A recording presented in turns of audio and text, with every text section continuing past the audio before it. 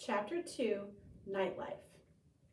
For the rest of the day, I felt sad, sad, sad. You look sad, Humphrey, Golden Miranda said when she was cleaning my cage right before lunch. According to the chart Miss Mack had left, it was her turn to take care of me. Thank goodness. Miranda was the best cage cleaner and never said yuck. She put on throwaway gloves, then cleaned my potty corner, changed my bedding, gave me fresh water, and finally, oh joy, gave me fresh grain, some lettuce, and mealworms. This will make you happy, she said as she slipped me the special treat she'd brought from home, cauliflower. Naturally, Miranda had good taste. I promptly saved it in my cheek pouch until I could store it in my sleeping house. Hamsters like to stash food for the future. After my cage was taken care of, I felt well enough to observe Miss Brisbane more carefully. Now, Miss Mack was tall, wore bright blouses, short skirts, and high shoes. She wore bracelets that jingle-jangled. She spoke in a loud voice and waved her arms and walked all around the room when she talked. Miss Brisbane, on the other hand, was short, with short gray hair. She wore dark clothes and flat shoes. She didn't jingle-jangle at all. She spoke in a voice just loud enough to hear at her desk or stood at the chalkboard when she taught. No wonder I was feeling drowsy after lunch. All that nice food and all that soft talking. Is that all this hamster does? Sleep? She asked at one point when she glanced over at my cage. Well, he's ternal, replied Raise Your Hand, Heidi Hopper. Raise your hand, Heidi, said Miss Brisbane. What's ternal? You know, ternal. He sleeps during the day, said Heidi. I was wide awake now. Nocturnal, I squeaked. Hamsters are nocturnal. Oh, you mean nocturnal, said Miss Brisbane, almost as if she had understood me. She turned and wrote the word on the board. Can anyone else name an animal that's nocturnal? Owl, said Heidi. Raise your hand, Heidi, said Miss Brisbane. But that is correct. An owl is nocturnal. Anyone else? A voice shouted out, My dad! Miss Brisbane looked around. Who said that? He did. AJ. Garth Tugwell pointed at AJ.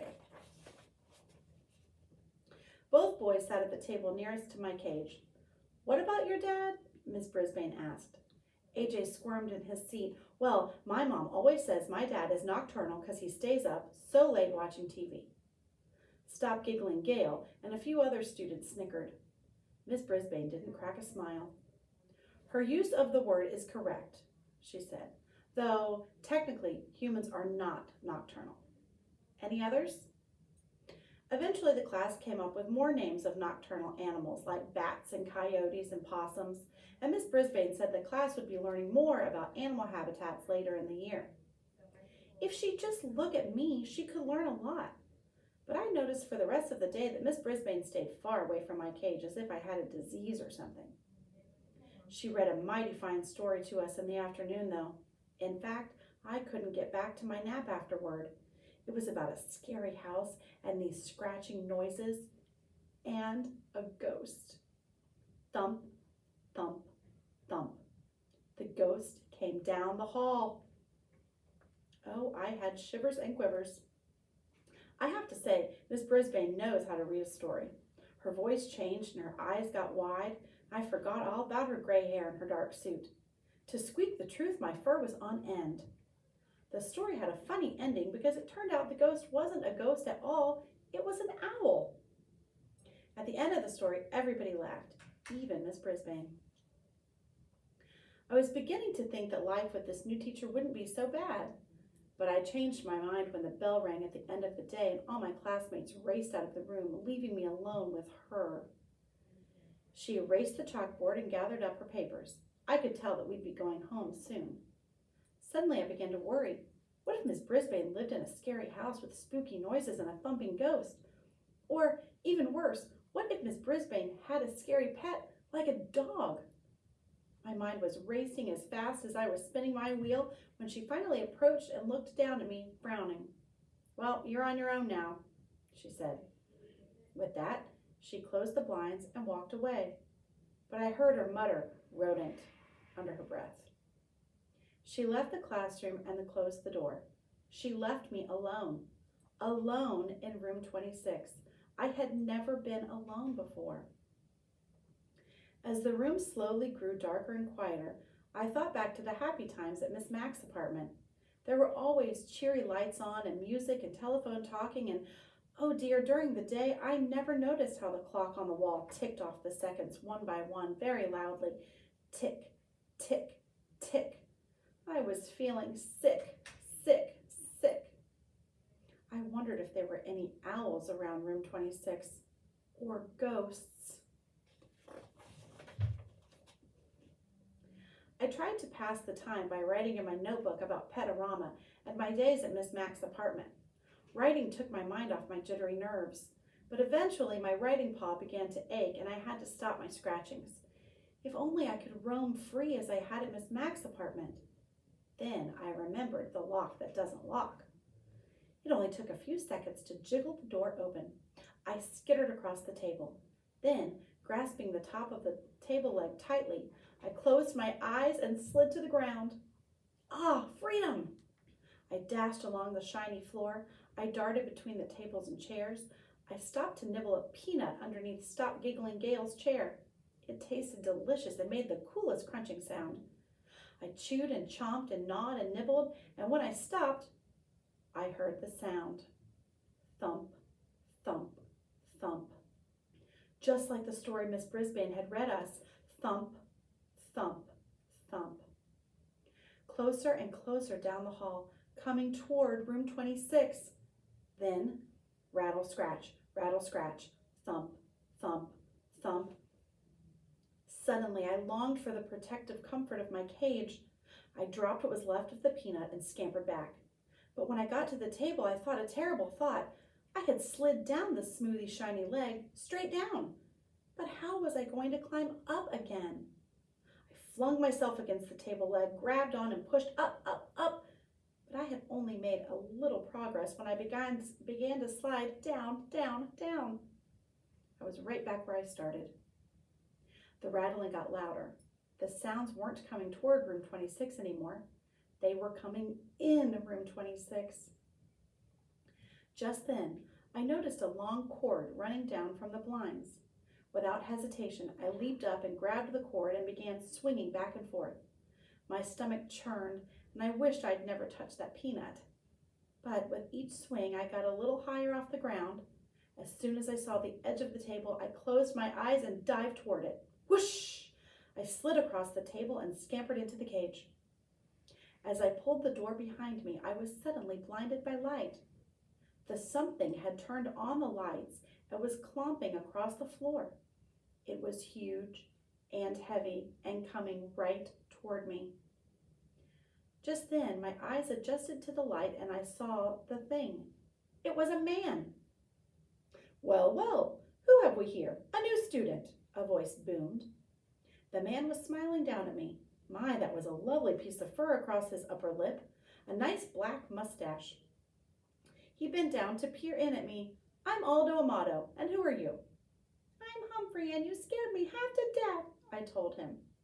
But as always, all that came out was squeak, squeak, squeak. Aldo squinted at the sign on my cage.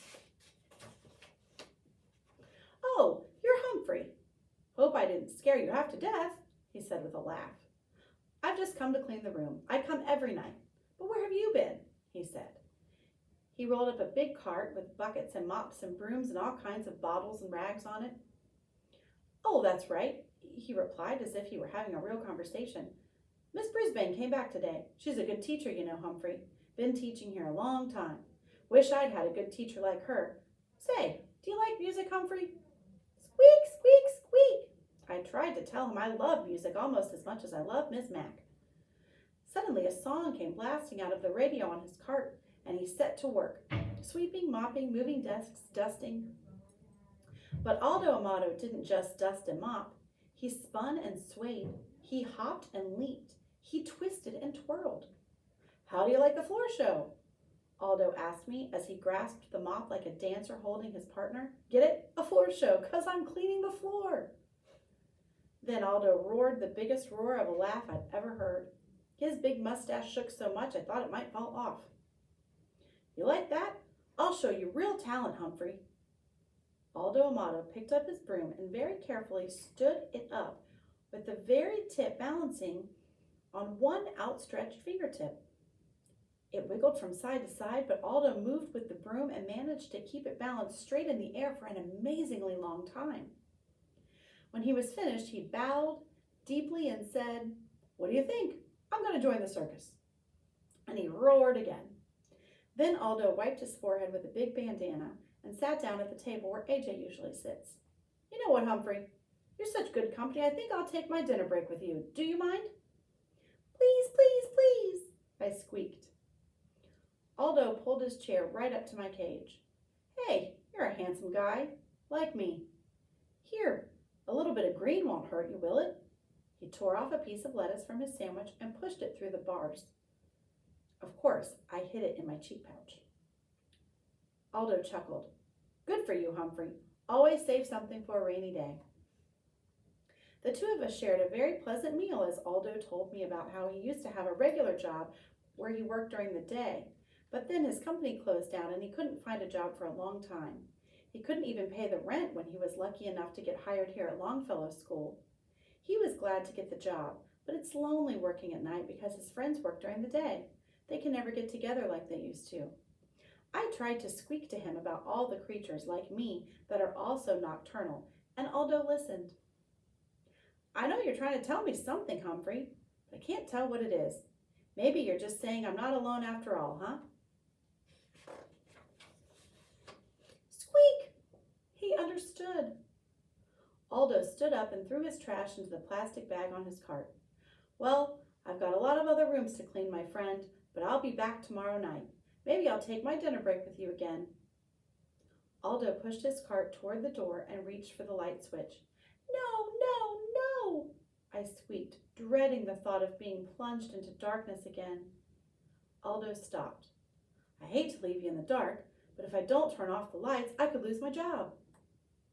He clomped back across the floor to the window. "Tell you what, I'll leave the blinds open a little.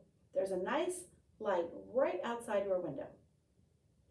After he turned off the lights and left, I chomped on the lettuce I'd saved and basked in the warm glow of the streetlight and my new friendship with Aldo.